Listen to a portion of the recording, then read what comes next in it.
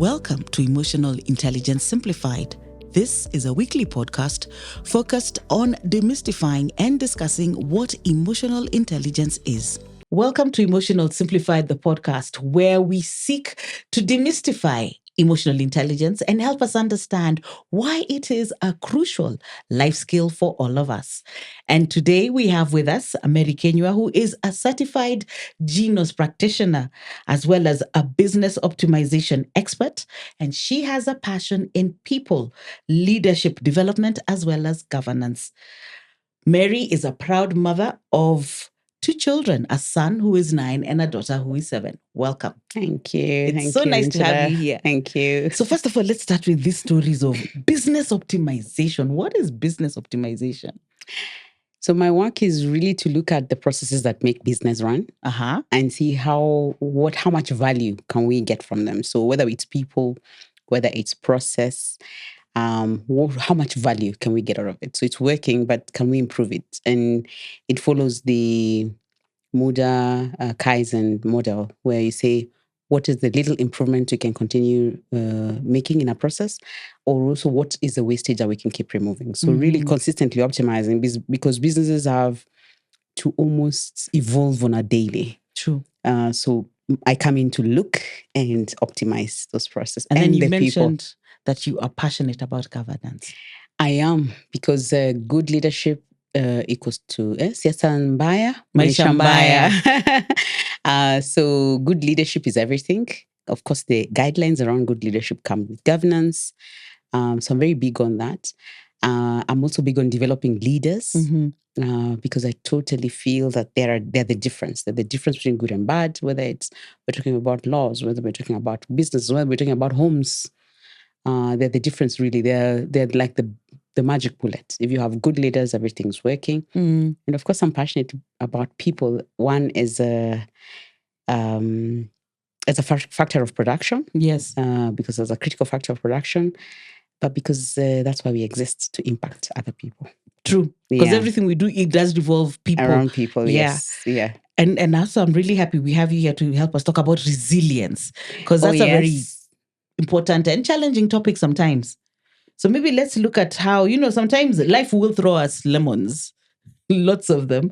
So, why do some people seem to be able to bounce back pretty fast and others, it's a challenge? How do we look at, maybe from an emotional intelligence perspective, what do you think? Well, what's that secret for those who seem to be able to just go with the flow? So, of course, we are talking now in the context of emotional intelligence. Yes, we are. But there are many other factors, including just a personality. There are guys who are unfazed. Yes. Nothing can go wrong. But I think generally, if you come through a challenge when you're grounded, you're aware, you are able to regulate your emotion, you can respond intentionally. When something hard hits you, it's very easy for you to ease into it.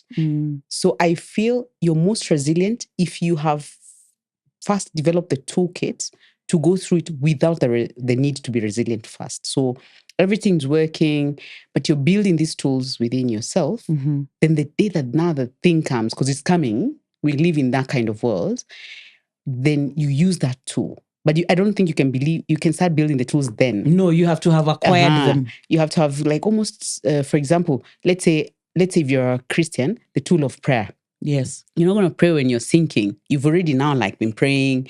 Then now you're actually hopefully using that prayer, riding on that prayer during your resilient time. So if it's, for example, a manager or a leader, it's just first acknowledging that you deal with people. Already dealing with people is really hard. So I don't think people management is anymore a soft skill. No. Yeah, that has actually become a life skill. Quite technical also. Oh, okay. And I think if you read now any book or you listen to any leader, they talk about people as the one challenge. Not, of course, people and regulation, a Trump, or a tax regime changing, or bad people. The rest you can navigate. But these are the two things that they're almost uncontrollable. So either you're talking about a generational change, or you're just talking about people, their personality and what they bring to work. So it's no longer a soft skill. So as a leader, first acknowledging that you work with people or you work around people, and then developing the tools that support you to live around these people, whether it's managing upwards, whether it's managing your peers or downwards. So that's in a context of work or the world of work. Yes. When you're talking about the world of home, as a mother, you know that children are going to surprise you consistently. So again, you then build resilience. You build particular tools to support you with that, whether it's how you manage them, whether it's how you converse, whether it's how you set expectations for them, etc. So I feel at resilience is at the end, There are other things that come before. There are a lot of tools that you have to build before. So let's look at maybe like self-regulation. Do you think that's one of the tools somebody needs to build? Everything. It is everything, because you can only control you. So let's look at that. When you think of self-regulation, what comes to mind, and what are the things we need to do to be able to work on that? So first, like I said, you can only control you in anything, right? True.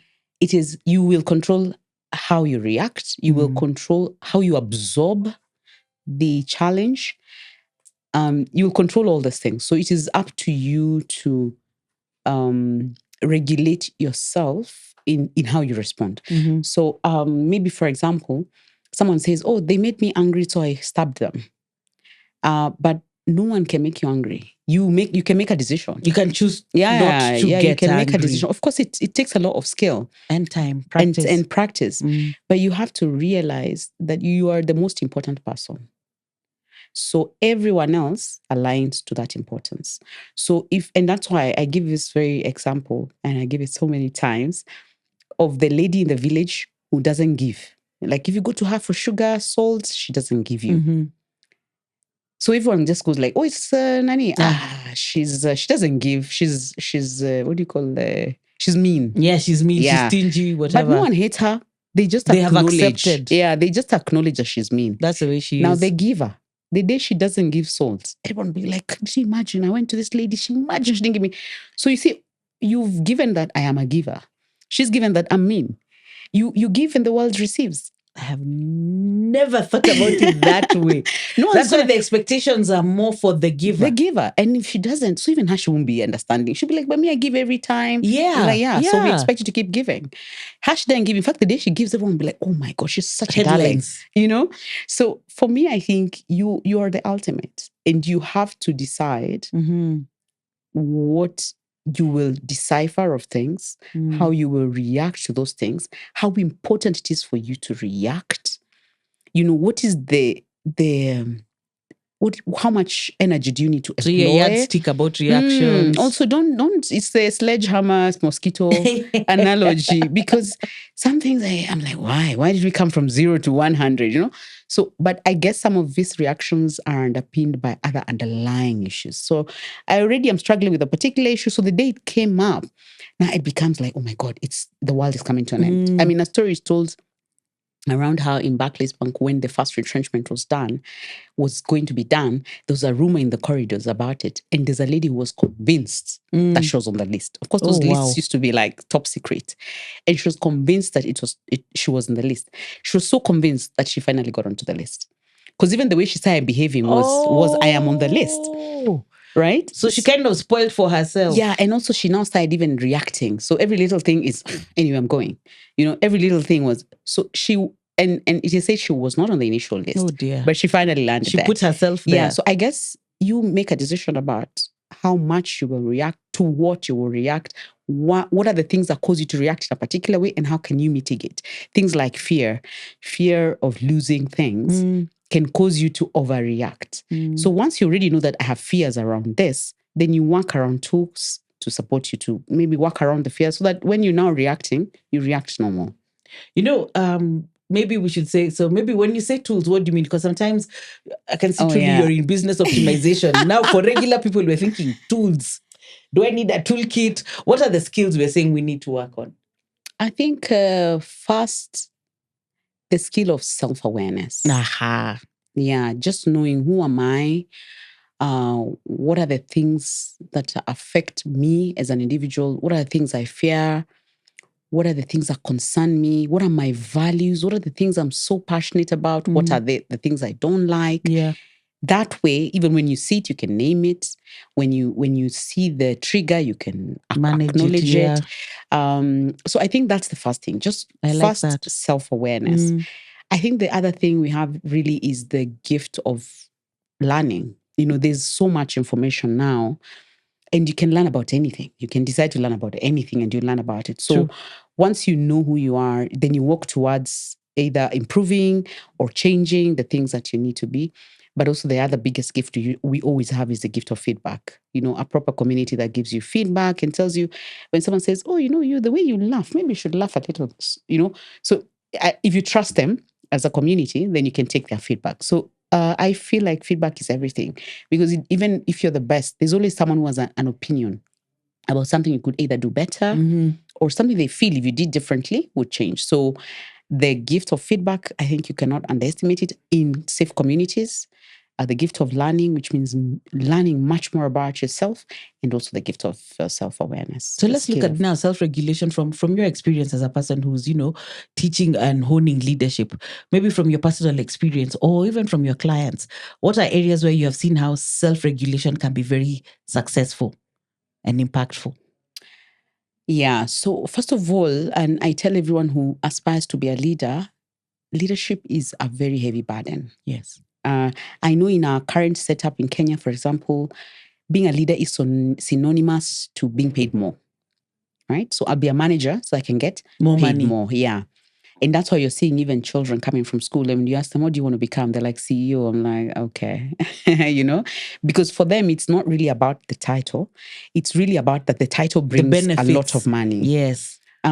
So that element then means a lot of people rise to leadership positions without any skills to be a leader or any abilities to become a leader. And you see them in boardrooms where someone is now there, but they cannot even make a decision. They become very, very itchy, and little things scares them and things like that. So I think for me, what I've experienced is the leaders who've perhaps gotten the gift of coaching, they've been mentored properly. They've, of course, put in some work in them. They've got some grounding in them. Definitely are much more grounded in terms even of the way they guide and lead. Those are the leaders you want to, they say just, let's jump off the cliff. You're like, cheers, let's go. Because you really feel like they kind of know what they're doing. And you see, leadership is really about inspiring confidence. It's like psyching, guys. Like your work is, you're like a cheerleader. So guys also want to follow a guy who looks like he knows what he's doing. They know what they're doing. People also want to feel safe. They don't want to constantly feel like today you're going to be in a bad mood. What mood are you in today? Tomorrow, are we asking? People don't want to be jittery around you, and they want to know where they stand with you. Is she happy? Is she unhappy with this output? Is she happy with this output? So I feel like the difference I see in leaders is first leaders who just fell there and then now they're really, really struggling. And ones who are so aware, they know, and they can communicate very clearly. They can say, I am unhappy about this. And this is the reason. And this is how I want us to correct it. And it's about the thing, not the individual. Correct. I always tell leaders, in a setup where you're leading, everyone is like your child. You don't have the luxury to like or dislike. As a leader, you almost die to self. I just dislike your output. But you, as an individual, no. I have no luxury because you're the resource that I have to give me output. To get the goals I want, So it's like your children. You can't throw them out every time they do something wrong. You somehow have to work around them, either spank a little bit, but you still have to work around it. And reassure them that you still care about them. Yeah. So it's a very fine balance. And that's what I'm saying. Some leaders say, but this person is really, really making me miserable. I'm like, unfortunately, it's the yoke. And you really have to carry it with grace. Otherwise, then you bring the whole house down. Now, there's something you've raised that you said it's very important. We talked about learning. That one is clearly very important. Self-awareness. Feedback. What is the best process? One, to get feedback and to get the right feedback. Because human beings, like we've said, either I'll try and please you Yeah. So it's not constructive. Yeah. How do you manage to, and feedback sometimes also depending on how it's put, can be more off-putting than even constructive or can help you. So how do we work on one, digesting feedback, two, how to get the right kind of feedback? So first is, why do you need feedback? Right? Why are you looking for it? Because then it means that determines who you're asking, determines the questions you're going to ask. So if you're not, for example, wanting to hear particular bad news, don't ask for it. Don't ask for it. Secondly, you have to create safety. The culture must be one which encourages feedback. So if I go to a particular organization who already are always looking to witch hunt each other, any feedback I ask for will just be waiting to get someone. So already the culture must be right. That's why also I talk about communities, creating honest communities, people who can actually tell you things. And even if whatever they say, you surely know it is in your best interest. But even you, the receiver, you must be ready to receive. When you ask, I see people asking and then saying, no, but you asked me. So let me tell you. But also when we are givers of feedback, we also have to show wisdom. So if someone asks you honestly, Angela, please, what's your feedback about my session today? It could be bad, but you can say it in a way that still corrects me, but doesn't really put me down, because that's not the idea. The idea is to develop me. So also when you're seeking feedback, seek it from wise people, so that then you don't have a situation where the guy is like, okay, maybe I won't even tell her. I don't need to tell her this. So it's a balance. Feedback is hard, but I've found that it is, and you cannot understate its importance. There are tools now, of course, again, going back to tools that help you with feedback. Either you self-assess or you get peers to assess, which is a more objective way, to do it. But yeah, I feel like it is something you cannot understate. You can never be perfect. There's always a room for improvement. But also some feedback give you some assurance. You're like, hey, I'm on the right direction. Yeah. So don't always think feedback is going to be negative. It can be either way. So let's look at some myths on maybe emotional control. Some of the things people think are a way of showing, self-regulation and emotional control, and what the reality is. Yeah, so something like someone was shouting, and then you were just looking calm. Someone says, "Oh, she's so controlled." So there are people, of course, who react that way, But I guess it is maybe the understanding that it's okay. This moment might pass, will pass.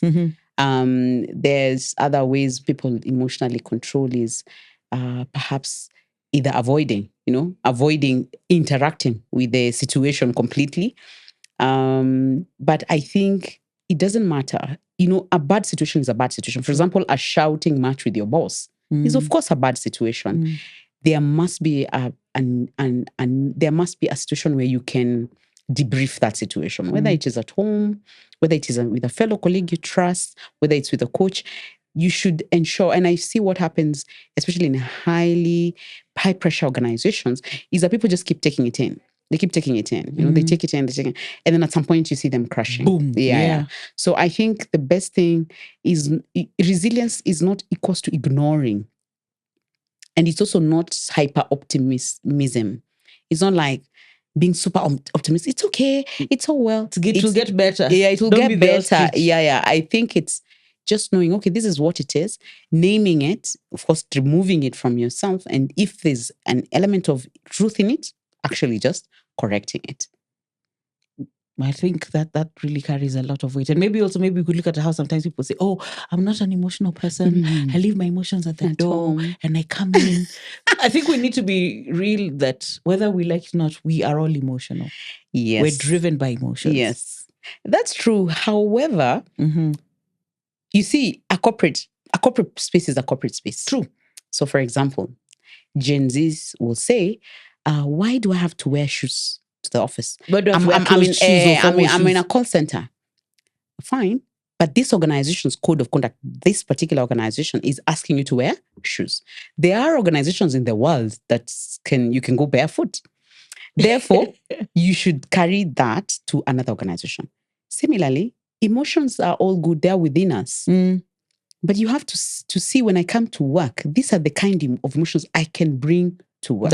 Okay, that's the key word there. Yeah. That I can bring. Yeah. The Don't emotions carry you the ones must from the house. The other ones you must leave them at home. Means it is career limiting for you to bring those ones. They're with you. They're yours.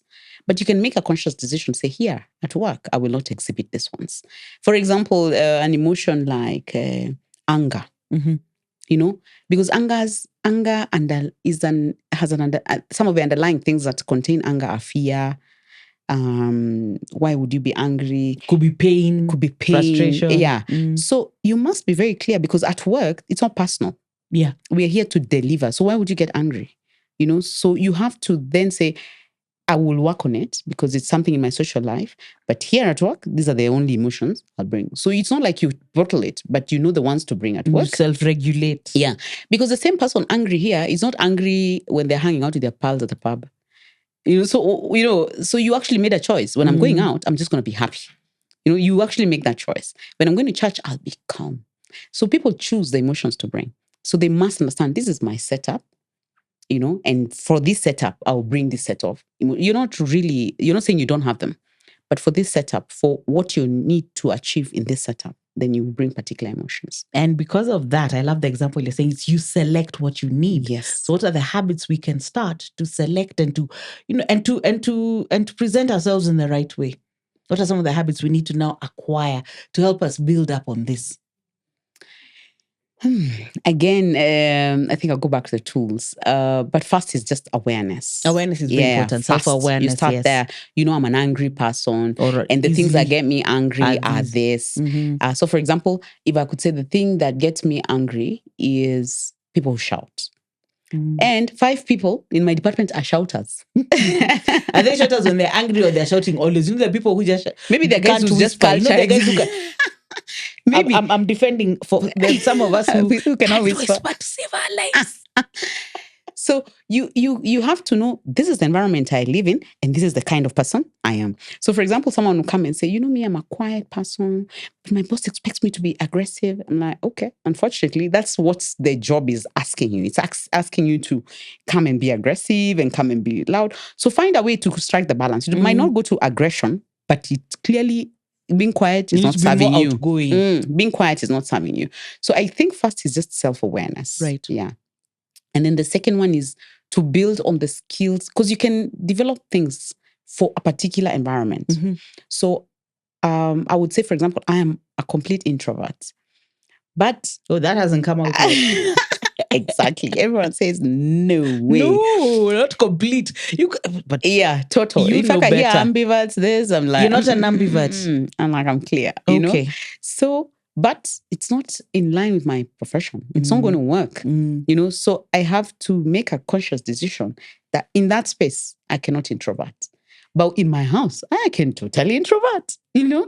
So it is first knowing self, knowing the spaces you want to thrive in, and the skills you need to bring in those spaces, just like technical skills. Yeah. I want to be a video producer. What technical skills do I need? I go to school, I learn them. Oh, but I want to be a deacon in church. Oh, then I need to even walk in a particular way. So I need to get support, you know? So either coaching, mentorship, learning about it. So just knowing, what is the environment I'm in and who am I? That's why we're always talking about your values being congruent with the places you step in. True. So don't be in a situation where you work in a place which you have to change so much of yourself to fit in there. Because you may get lost. Yeah, you may get lost. Or vice versa, where you are expecting them to change to suit you, which then now becomes conflict. So I guess that's why they always say, if you want to put yourself in a particular place, be very wary that it is actually compatible with your values. This is something you would want to do throughout without having to and also twice. Without feeling like, oh, I'm taking too much away from me. Oh, I laugh a lot. This place doesn't laugh. So I'm like, oh my God, I'm going to have not to laugh for 8 hours until I go home, you know? So I guess it's just making those choices. And I feel like that's why we need to all get to, where you are conscious enough to make the choice. Is this working for me? Is it? And also have the courage to say, it's not working. So can I also step up? Because also we are conflicted because we always want to stay, but we also still criticize. Because maybe one, the fear of the unknown. Correct. And also, And we are also, quite like- attached. We are quite attached to things. We are attached to titles. We're attached to organizations. We're attached to this. But if it's not working, it's not working. And that's why it becomes very painful for both parties, both the employees and also your colleagues. Like, it's a mess. So we're saying that sometimes resilience is not staying where it's not working. Correct. It's really being very conscious. So how do we get that wisdom to know that this is not resilience now, this is pain? So how do we now start identifying I think, so that you know now, okay, this is not, hanging in there. It may not be the right thing. I think we are our own small G gods, right? Inside, the heart will tell you. Inside, if you listen, it will tell you. I worked in an organization where one day I just sat and I was like, I don't know why, but I don't feel like I'm in the right place. Oh. Right? I just didn't know why, but I actually ignored that situation. I ignored that feeling. And it was so loud. And actually, finally, it turned out it was a terrible, setup. So we know, because we live this experience every day. You're the one who wakes up. You know how you feel when you wake up? Are you excited? It's not a good morning, God. It's not a good God morning. Exactly.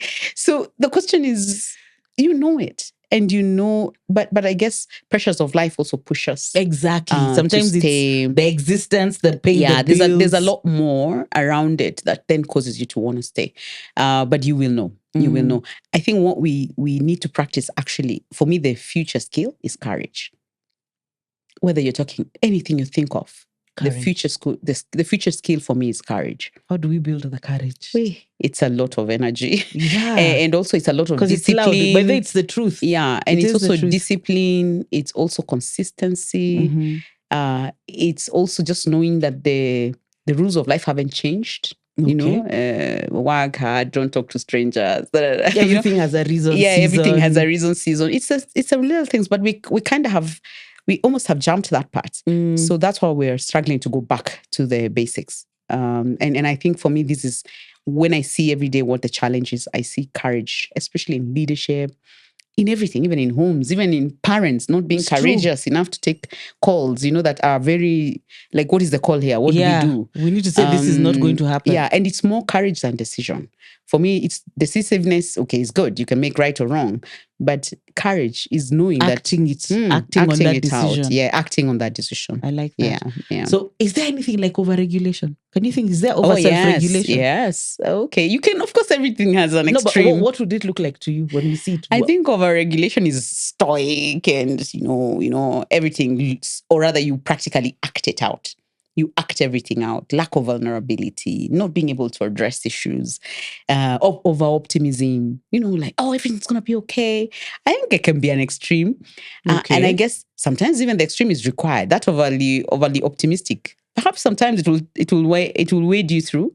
But I think it's always coming back and saying, okay, so what else? Did I handle this correctly? So consistently, and I think like the art of just reflection, coming back and reflecting and saying, how was the day today? What did I do wrong? Is there something I would have done differently? I think it's very critical. Constantly just checking yourself, even quarterly or whatever, just going back and I like that. The review is very important. Reviewing, yeah. Maybe at the even end of an the incident. day, Let's say you had like an incident and you had like a bust with someone, like at work or something. Just sitting down with yourself and saying, this is how it started. And this is what happened. Then this is how it ended. So first, what are my learnings in here? What did I do that I could have done differently? How can I support the other person? Because also you also have to be still human. How can I support the other person? Or how can I avoid them totally?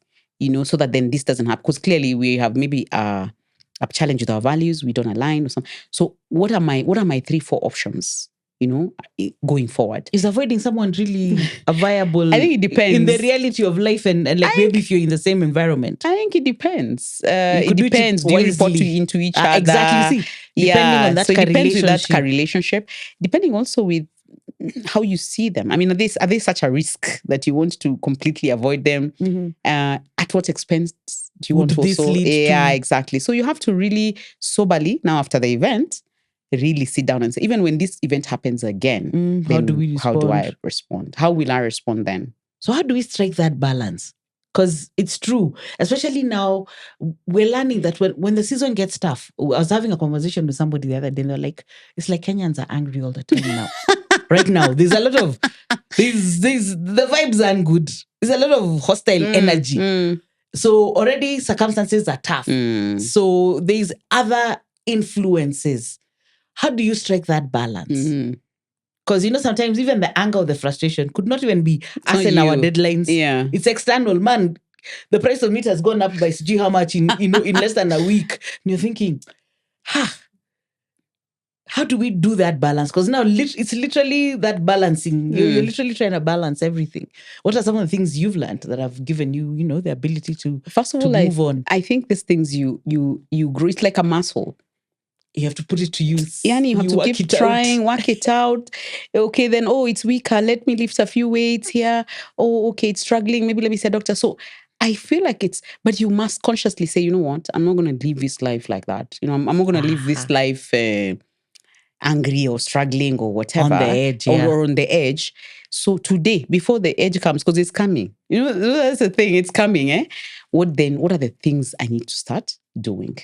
So I feel like we are so consumed by today and what's happening today and why it's happening and that we do not prepare enough for the future that is definite, that is coming. Whether it's change, which is a constant, like just that. like so tax and death. Are we today acting for tomorrow? Yeah, are today we are just preparing working for and today. planning? Yeah, today we're just working for today. We're so busy, no? First of all, you wake up right on time to just run out. And then now you're just panting throughout the day. And then there are like 100 deadlines, you're not finishing. And then now you come back and I can't sleep. So you see, it's like a cycle that never ends. So there's no time. There's no time to plan. There's no time to say, okay, what will I do tomorrow? How will I act tomorrow? Who is it I'm meeting? What will I say to them? Do they need, do I feel like I need to encourage them?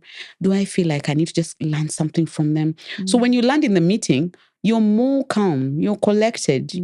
Anything else comes out of that meeting, it's okay. But you already have take time to plan. Yeah. But if you're just existing on yeah. And I mean, I make this joke for Kenyans. I say Kenyans leave the office on Friday. On Friday evening, they'll party. On Saturday morning, they have a Rora show. On Saturday afternoon, they have a wedding. On Sunday, they have a birthday party. Yes. The first they have church in the morning, then they have a birthday party. By Monday, practically, they are screeching into the office tired. So even if surely you're going to plan... They need a break from the break. They need a break now from the break, which is Monday and Tuesday. So everyone's like lemon. Everyone's lime and lemon the first 2 days. So we only have 3 days, which means your deadlines are always... you're always catching up. You're always catching up. So you're always antsy. Every little thing sparks you. Because, there's no like, okay, so let's rest. Okay, what are we doing this week? Okay, let me see. Okay, so, there isn't that, So because of that, and I feel like those are some of the things we need to start learning. It's not wrong to slow down. Yeah. It's not wrong to reflect. It's not wrong to actually ask, where am I? Where am I? And where am I going in the big picture? Yeah. Yeah. Am I headed in the right direction? And it's not elitist. I think it is something even Mama Mboga can do. Anyone can do. And they do, because for them to know, I was laughing the other day. I was talking to the mama for Ndomas. And they know, because she knows which field, where, within which time frame. Correct. So if you can panga for your biashara that if I'm importing things from China, it takes how many days? Or for me to get maize from that place, Dania, they've just planted. Yeah. Maybe we need to start the same planning. Internally for ourselves. Because we are the only ones. Because for business, we plan it. Yeah. And you we're guys the only have created ones. the policies and everything. I know. So everything works. Yeah. So have we... We've neglected ourselves. Like the self is neglected. So the self has become whatever the environment says. So if the environment says there's economic hardship, the self is hard. Yeah. The self has not settled enough. And I guess it's just how we've been raised. Before, when I was growing up in the 80s, if you were playing, for example, you're like a playful child. It was a bad thing. In fact, it was like, ule anapenda mchezo. Kabisa. Right? Ako serious. But imagine playing now is like it's everything. Healthy. Exactly. So even rest was frowned upon. If your mother found you sleeping past a particular time, they'll be like, what? Would not leave you in bed. Holidays. Exactly. My friend. Yeah. So she's leaving you up. Everything was frowned on. That now is a critical skill. So we have to almost unlearn and then relearn. And that's what I said. The good thing we have now is the gift of learning. There's a lot of Knowledge tools. is there, yeah. There's a lot of knowledge. People like, you hosting podcasts, people are speaking. Like I say that's a university now. You put a podcast when you're going, put a podcast when you're coming back home. The hours you're wasting in traffic. You're learning a lot. Yeah. I love that. So now let's look at also what are some of the factors, from cultural, social, and maybe like we've said, upbringing factors, and how do we deal with them? Because already, like we said, we were taught, like our parents, hey, my mother, even if she was holidays, you guys had to wake up early. You must. She's not going to leave us asleep. Yeah. And there's this cultural expectations, social expectations. How do we balance them in our, book for resilience? How do we start doing things because this is what is good for me? I like the Gen Zs because they tell you this is not working for my mental health. And they know how to put their feet down. How do we develop that resilience? So it's just unlearning everything we've been taught. First finding out whether it's working, if it's not serving, then unlearning it. And I think, like you said, so social also. You must be in the burial, you must be in the this, you must be in the that. You really have to reflect and ask yourself, must I? And people always say, if I don't go, people won't come. Okay, they might not come, but you will be dead. So you might not even know that they didn't come. Will they even notice? But when I have realized somehow you'll hear, but we didn't see you at Nani's. Yeah, but I guess it's what you give. That's why I said, if you're always in every funeral, the day you don't show up, we're going to be like, imagine Nani didn't come. But if you're not in a lot of them... So what do we do about that? How do you balance that thing? I think you grow it over periods. Yeah, because I'm so you don't wake up and stop going to burials right away or orations. But you see, I find even things that don't... I go to a function, I'm like, how do you know this person? No, I don't even know them. I came here because my friend brought me. Yeah, actually, I'm like, Yeah, so better to come to a stranger's wedding than sit in your house. Hey, no, me, I can sit in my house. Yeah, exactly. So I think for me, it's... But you build it over periods of time. Like I said about the mean woman, everyone knows them as mean. It's been 10 years they've been mean. No, nothing has changed. But no one hates her. Everyone just goes like, oh yeah, oh it's Nani. Why did you go there? So I think the message is just create your boundaries. And present the real authentic you. People will align. People won't even worry. They'll be like, oh yeah, it's Nani. That's who like she is. Yeah. So firstborn people pleasers, relax. Those ones. Representing. You're representing them. And it's something you learn. And that's what a safe community has also helped because they tell you the truth. So how do we create these safe communities? So safe communities are created differently. I mean, it could be either people you like, you've grown up with, maybe, or a college mate, or there's communities. I don't know how it works, but you just there are people them. You can talk to. Yeah. But also you water them as much also, and they also water you back. Yeah. So what I see is people don't have the energy to water. So, but they still want to be watered. But there must be some level of reciprocity, Yeah. But then also people you have commonalities with. You can build it, but you have to be very intentional about building. I'm very big on community. I like that. So we talk about being intentionality being very important. Correct. And in terms of when we say intentionality, we're saying first of all from being self-aware. Because you have to be intentional about being self-aware. We're talking about intentionality in getting feedback, intentionality in setting background and deciding like what boundaries, what emotions we carry with us to certain places. So there's a lot of you just, first of all, being present. Yeah. And then also the thing I have learned is not planning for the future. Even for tomorrow. Yeah, we have to start thinking, if you can plan how you will import, you will export, you will build, you will buy, you will acquire. Are you reviewing your life? At the end of the day, at the end of the week, every quarter, are you planning ahead? Yeah. Because we're this thing of, I like that we work 3 days a week. When and then still complain of burnout. Then you're like, oh my God, my job, it's burning me out. I'm like, wait a minute, burnout? What did you do over the weekend? What did you really, really do? And even over the 3 days, what are you producing, But you see, you're burning out because last week's work was 3 days. This week, it has now to be 5 days, so you keep adding the days. Heaping. Yeah. So now, okay, so let's talk to people, somebody who's feeling maybe almost burnt out. What's our way forward? What's our message of hope to them as we conclude? So first of all, change. People say you're too emotional, you're too... So first, I think seek help. Okay. A coach would be perfect. I mean, I'm very big on coaching. A coach would be perfect to start you on the journey Of course, a coach will be able to tell you whether you need to go to therapy if it's so bad. Yeah. But a coach will be perfect to start putting the mirror and saying, this is who I am. Then of course start the journey. And I feel we are very impatient when we're like on the other side. We're saying, oh, how will we ever cross? But we must start somewhere. Think of your life as an investment. Think of it as the greatest thing you can invest in. And just walk consistently towards that. Whether it is drinking more water today, or it is seeing a therapist, or just constantly know I am building myself. And the moment you work on self, then everything else is easy to walk around. It's not like you won't have the challenge, but it's easier. Things will fall into place. Yeah, I can say. And then you can also say, maybe I'll avoid this because it doesn't suit me. It doesn't work for the good of me. But you see, when you don't know what you like, what you don't like, everything is for you. Yeah. So I think I would say the first thing, if you're really doing so badly, is to maybe find some help. First, to start understanding, who am I? What do I represent? What are the things I really don't like? They trigger me. Because that way, then you say, even the organizations I go to must be like this. There has to be some alignment. I cannot go to an organization that sells, for example, bang, because I am against it totally, for example. Or I cannot, I am anti-plastic. I cannot work for a plastic company. But if you don't know, if a plastic company brings you more money, you take.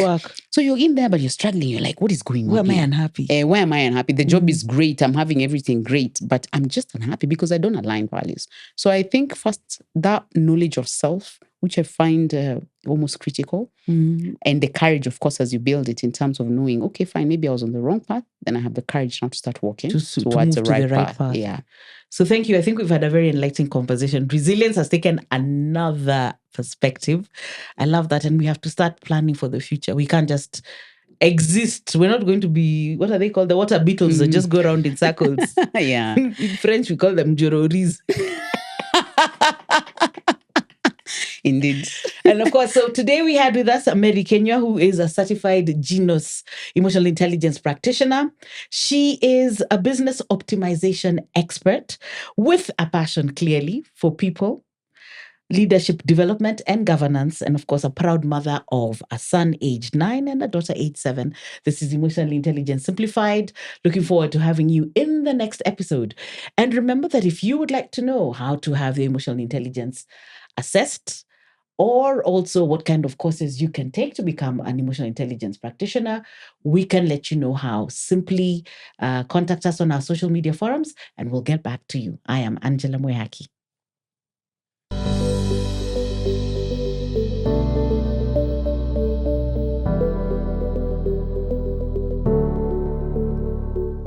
Welcome to Emotional Intelligence Simplified. This is a weekly podcast focused on demystifying and discussing what emotional intelligence is.